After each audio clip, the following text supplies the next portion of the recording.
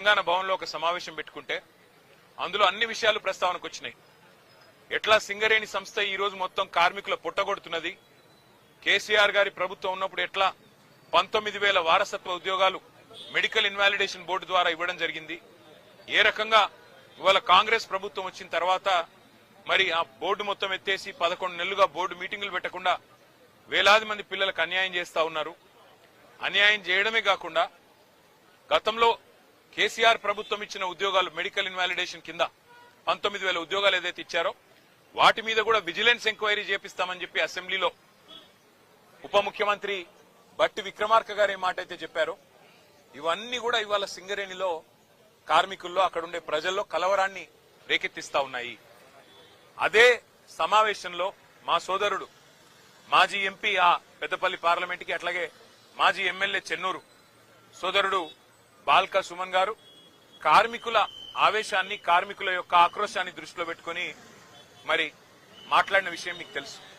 ఇవాళ ఈ ప్రభుత్వాన్ని ఎజెండా ఒకటే, అసలు విషయం మరుగున పడడానికి, అసలు విషయాన్ని బయటికి రాకుండా చేయడానికి, సింగరేణిలో జరుగుతున్న కుంభకోణాలను బయటికి రాకుండా ప్రజల దృష్టికి రాకుండా చేసేందుకు విషయాన్నంతా గోల్ తిప్పి సుమన్ ఏదో అన్నాడు అని చెప్పి ఇలా లోపల పెట్టే ప్రయత్నం చేసినారు.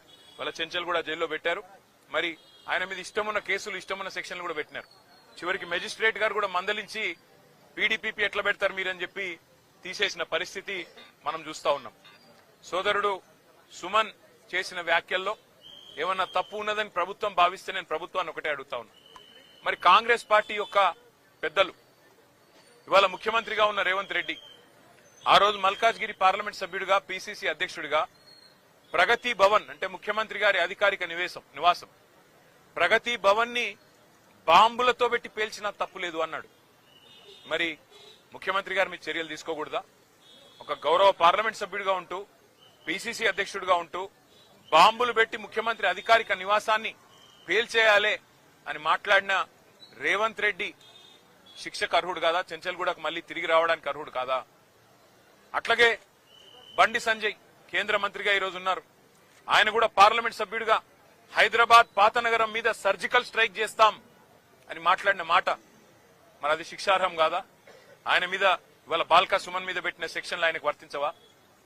అట్లాగే మిగతా కాంగ్రెస్ నాయకులు ఒక మాజీ ఎమ్మెల్యే మైనంపల్లి హనుమంతరావు సిద్దిపేటలో మా హరీష్ రావు గారి క్యాంప్ కార్యాలయం మీద దాడి చేయించడమే కాకుండా పెట్రోల్ పోసి తగలబెడతా హరీష్ రావుని అనే మాట అది శిక్షార్హం కాదా? దానికి సెక్షన్లు వర్తించవా?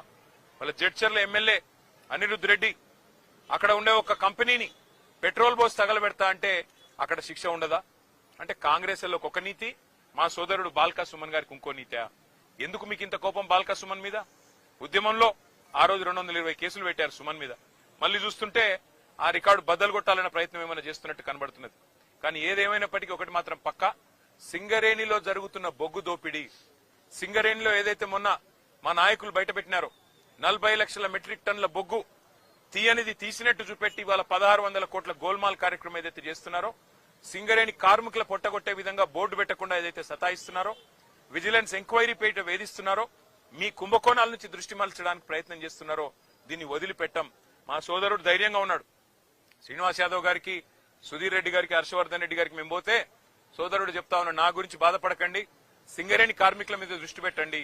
మా వాళ్ళు ఆక్రోశంతో ఉన్నారు మంచిర్యాల జిల్లాలో, మా ఆదిలాబాద్ జిల్లాలో, రామగుండంలో, మీరు దాని మీద దృష్టి పెట్టండి అన్న, వాళ్ల కోసం కొట్లాడండి, నాకు జైలు కొత్త కాదు అని చెప్పి తమ్ముడు చెప్తా ఉన్నాడు. మాకు జైళ్లు కొత్త కాదు, పోరాటాలు కొత్త కాదు, మీరు పెట్టే కేసులు కూడా కొత్త కాదు. కానీ మేము మాత్రం వదిలిపెట్టం.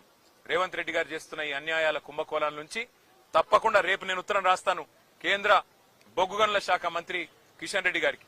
సింగరేణిలో ఇవాళ 40 లక్షల మెట్రిక్ టన్నుల బొగ్గును లేనిది ఉన్నట్టుగా చూపెట్టి రికార్డులు ఇస్తుంటే 49% వాటా ఇవాళ కేంద్ర ప్రభుత్వానికి ఉంది. మీరు ఏం చేస్తున్నారు బీజేపీ నాయకులారని నేను అడుగుతా ఉన్నా. అట్లాగే కుంభకోణం జరుగుతుంటే ముఖ్యమంత్రి గమ్మునెందుకున్నాడు, ఆయనకేం అవసరం వచ్చిందని చెప్పుకుని నేను అడుగుతా ఉన్నా. తప్పకుండా నిజం నిగ్గు తేలేదాకా మా సోదరుని కావాలంటే జైల్లో పెట్టుకోండి, ఇంకో వారం రోజులు ఎక్కువ పెట్టినా తను తయారుగానే ఉన్నాడు, మాకేం భయం లేదు. కానీ వదిలిపెట్టం ఈ అక్రమాలు అన్యాయాలు సింగరేణి కార్మికుల తరఫున తప్పకుండా ఈ ప్రభుత్వాన్ని నిలదీస్తూనే ఉంటామని చెప్పి మీకు తెలియజేస్తూ అందరికీ ధన్యవాదాలు. ఒకటికి మించిన కుంభకోణం మరొకటి బయటపడతా ఉన్నది.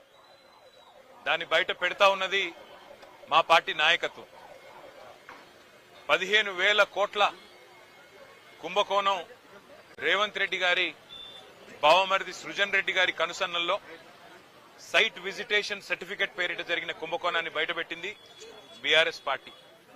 అట్లాగే సోలార్ టెండర్ల విషయంలో మరి ఏ రకంగా అక్రమంగా 100 కోట్ల కుంభకోణం జరిగిందో బయటపెట్టింది మా నాయకుడు హరీష్ రావు గారు. అట్లాగే నైని బొగ్గు టెండర్ విషయంలో వాళ్లకు మంత్రులకు ముఖ్యమంత్రికి వాటాలు కుదరక మంత్రులకు ఉప ముఖ్యమంత్రికి ముఖ్యమంత్రులకు అల్టిమేట్ గా మీడియాలో పనిచేసే జర్నలిస్టులను అరెస్ట్ చేసే కాడికి పోయిన విషయం కూడా మనకు తెలిసిందే. అట్లాగే ఆ నైని బొగ్గు టెండర్ ను కూడా రద్దు చేసిన విషయం కూడా మనకు తెలిసిందే. మొన్న మా పార్టీ అనుబంధ సంస్థగా ఉన్న తెలంగాణ బొగ్గు గని కార్మిక సంఘం మా పార్టీ కేంద్ర కార్యాలయం తెలంగాణ భవన్లో ఒక సమావేశం పెట్టుకుంటే అందులో అన్ని విషయాలు ప్రస్తావనకు వచ్చినాయి. ఎట్లా సింగరేణి సంస్థ ఈ రోజు మొత్తం కార్మికుల పుట్టగొడుతున్నది, కేసీఆర్ గారి ప్రభుత్వం ఉన్నప్పుడు ఎట్లా 19,000 వారసత్వ ఉద్యోగాలు మెడికల్ ఇన్వాలిడేషన్ బోర్డు ద్వారా ఇవ్వడం జరిగింది, ఏ రకంగా ఇవాళ కాంగ్రెస్ ప్రభుత్వం వచ్చిన తర్వాత మరి ఆ బోర్డు మొత్తం ఎత్తేసి 11 నెలలుగా బోర్డు మీటింగులు పెట్టకుండా వేలాది మంది పిల్లలకు అన్యాయం చేస్తా ఉన్నారు. అన్యాయం చేయడమే కాకుండా గతంలో కేసీఆర్ ప్రభుత్వం ఇచ్చిన ఉద్యోగాలు మెడికల్ ఇన్వాలిడేషన్ కింద 19,000 ఉద్యోగాలు ఏదైతే ఇచ్చారో వాటి మీద కూడా విజిలెన్స్ ఎంక్వైరీ చేపిస్తామని చెప్పి అసెంబ్లీలో ఉప ముఖ్యమంత్రి బట్టి విక్రమార్క గారు ఏ మాట అయితే చెప్పారో ఇవన్నీ కూడా ఇవాళ సింగరేణిలో కార్మికుల్లో అక్కడుండే ప్రజల్లో కలవరాన్ని రేకెత్తిస్తా ఉన్నాయి. అదే సమావేశంలో మా సోదరుడు మాజీ ఎంపీ ఆ పెద్దపల్లి పార్లమెంట్ కి అట్లాగే మాజీ ఎమ్మెల్యే చెన్నూరు సోదరుడు బాల్కా సుమన్ గారు కార్మికుల ఆవేశాన్ని కార్మికుల యొక్క ఆక్రోశాన్ని దృష్టిలో పెట్టుకుని మరి మాట్లాడిన విషయం మీకు తెలుసు. ఇవాళ ఈ ప్రభుత్వాన్ని ఎజెండా ఒకటే, అసలు విషయం మరుగున పడడానికి, అసలు విషయాన్ని బయటికి రాకుండా చేయడానికి, సింగరేణిలో జరుగుతున్న కుంభకోణాలను బయటికి రాకుండా ప్రజల దృష్టికి రాకుండా చేసేందుకు విషయాన్నంతా గోల్ తిప్పి సుమన్ ఏదో అన్నాడు అని చెప్పి ఇలా లోపల పెట్టే ప్రయత్నం చేసినారు. వాళ్ళ చెంచల్ కూడా జైల్లో పెట్టారు. మరి ఆయన మీద ఇష్టమున్న కేసులు ఇష్టమున్న సెక్షన్లు కూడా పెట్టినారు. చివరికి మెజిస్ట్రేట్ గారు కూడా మందలించి పీడీపీపీ ఎట్లా పెడతారు మీరని చెప్పి తీసేసిన పరిస్థితి మనం చూస్తా ఉన్నాం. సోదరుడు సుమన్ చేసిన వ్యాఖ్యల్లో ఏమన్నా తప్పు ఉన్నదని ప్రభుత్వం భావిస్తే నేను ప్రభుత్వాన్ని ఒకటే అడుగుతా ఉన్నా.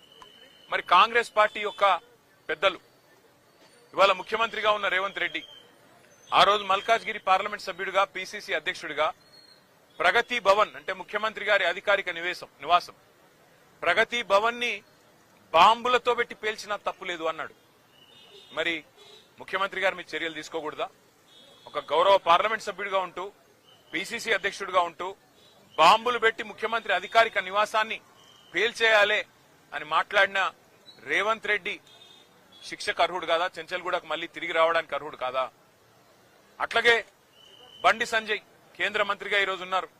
ఆయన కూడా పార్లమెంట్ సభ్యుడిగా హైదరాబాద్ పాతనగరం మీద సర్జికల్ స్ట్రైక్ చేస్తాం అని మాట్లాడిన మాట మరి అది శిక్షార్హం కాదా? ఆయన మీద ఇవాళ బాల్కా సుమన్ మీద పెట్టిన సెక్షన్లు ఆయనకు వర్తించవా? అట్లాగే మిగతా కాంగ్రెస్ నాయకులు ఒక మాజీ ఎమ్మెల్యే మైనంపల్లి హనుమంతరావు సిద్దిపేటలో